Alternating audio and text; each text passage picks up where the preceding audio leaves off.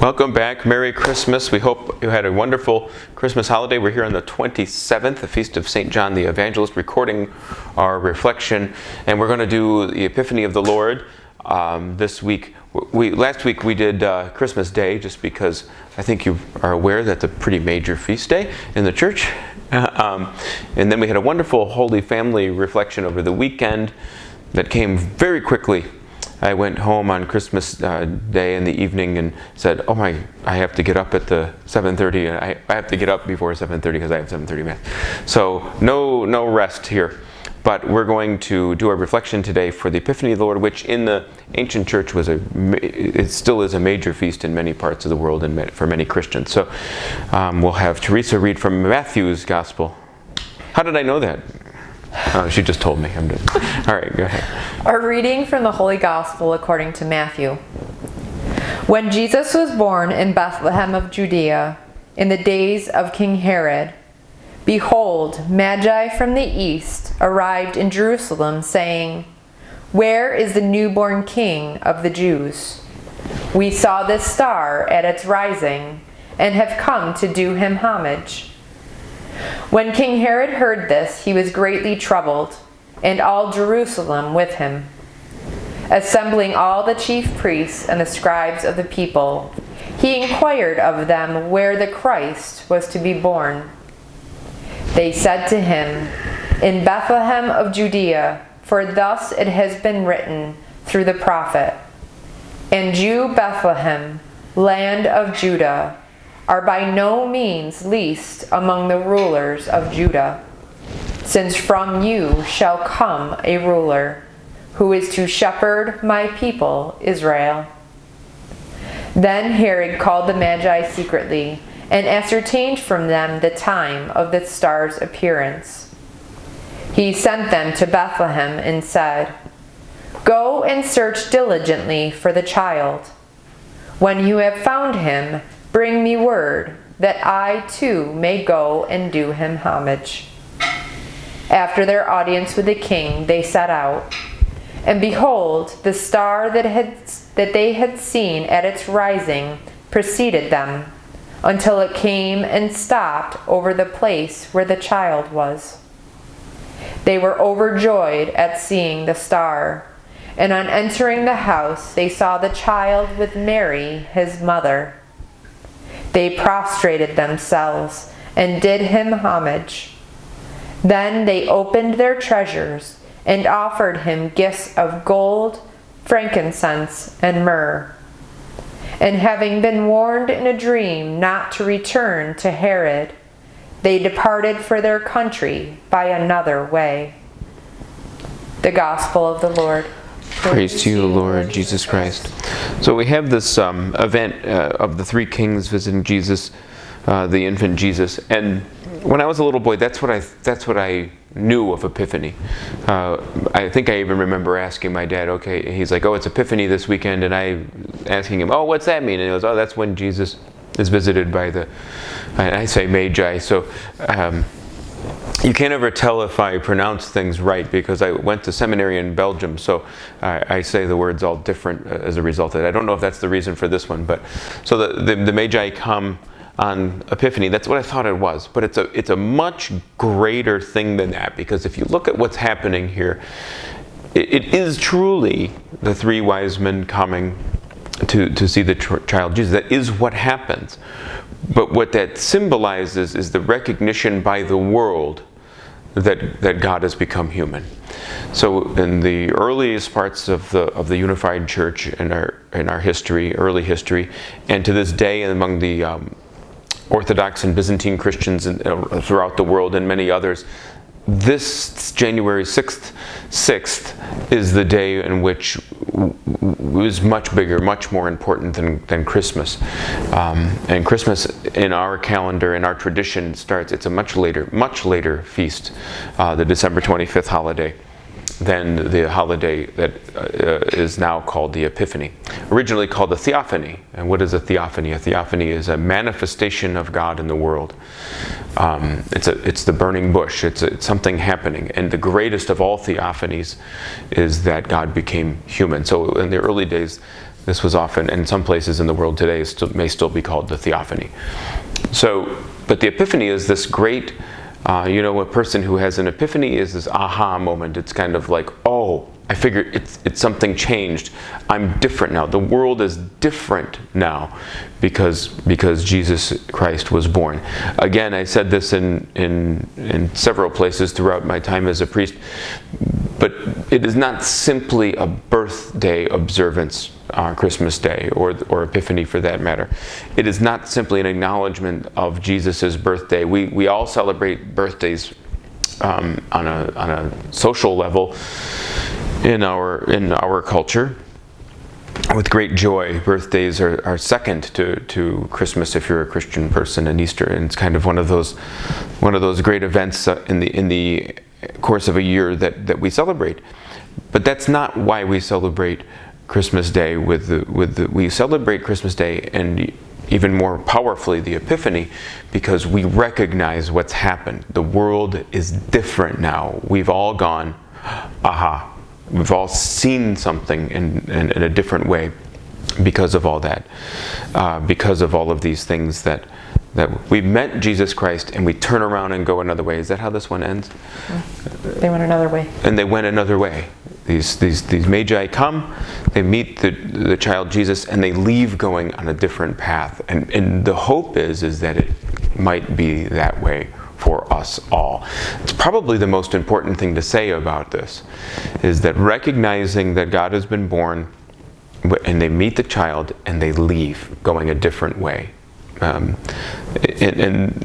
it's really that transformation that we all seek. Again, think of those stories. Think of Ebenezer Scrooge. Think of the Grinch. Think of these great stories we associate with our Christmas holiday and our culture and part of our tradition now in this day and age, is to watch and celebrate those stories that they met, something happened to them. They had an epiphany. They met God manifested in the world, and they changed. And they changed and went a different way. It mentioned the gifts there, right? The gold, frankincense, and myrrh. And the most important things have been said, but remember that these gifts really tell us something about Jesus. They're powerful gifts. They're not arbitrary. Gold, frankincense, and myrrh are not things that are just like, oh, these are nice. In fact, when you listen to it, many of you your whole life have been going, well, these are odd gifts to give a child. But if you give a child gold, it's precious. It's precious. Gold is very precious. You give gold to a king. You give gold to somebody who's royal. Incense. You give incense, also precious. You give incense to a priest, so that they can offer their prayers. And the Psalms are prayers rise up to you, O Lord, like smoke from incense. And then myrrh is an oil, and oil is very precious. These are very precious gifts, but myrrh is something you give to somebody who will die. You give to embalm them, to anoint a body, and things like that. So I don't know where I heard that first, and what commentary or what class I was in, but again, in telling the story, it has significance beyond the actions of the story. The three kings coming is profound because they stand as the earthly powers recognizing the child Jesus, recognizing that the child Jesus is a royal child, a priest, a high priest, and will be priest and victim and sacrificial victim at the altar, and will die. So we have these great symbols that tell us so much, and that remind us of the greatness of what we've received in this birth of this child, Jesus, the great gift, the great joy to the world. It's actually the great hymn at Christmas time. It is right on, joy to the world, because that's what's been born. That's what's come into the world. So I think I'll simply offer you that when we deal with Epiphany, realize we're dealing with an ancient, great feast, and in many Catholic and many Christian traditions in the world, still the greater than Christmas feast that it is. And the reason for it, well, and then traditionally too, we also, it was a day for celebrating baptism. It's one of my theories, because I studied liturgy and sacraments, and these ritual events, in which you realize when you study the liturgical year is that at some point, a very long time ago, Advent was shortened to 4 weeks. It was longer.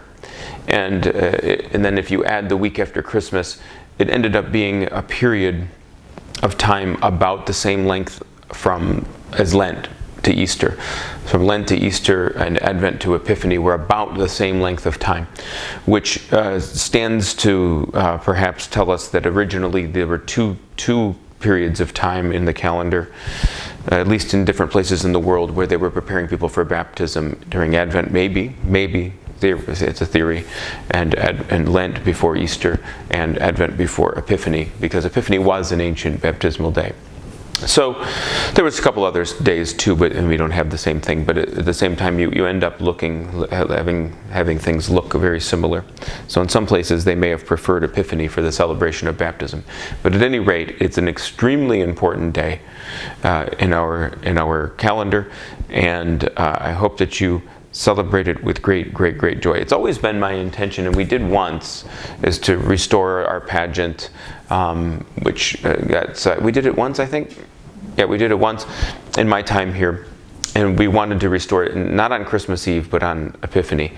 And just really a wonderful day to kind of highlight with some special solemnity the greatness of the feast. Of the feasts of the year, Epiphany is right up there. The ancient baptismal days typically are the greatest feasts in our calendar, and the ancient baptismal days are the Easter Vigil, Pentecost, Lazarus Saturday, which wasn't quite as big, but the Saturday before Palm Sunday was a baptismal day in some places in the ancient church, Christmas Day, and Epiphany. And of those days, at least 4 of them are still major feasts in our calendar. So we have that from our tradition and from the amazing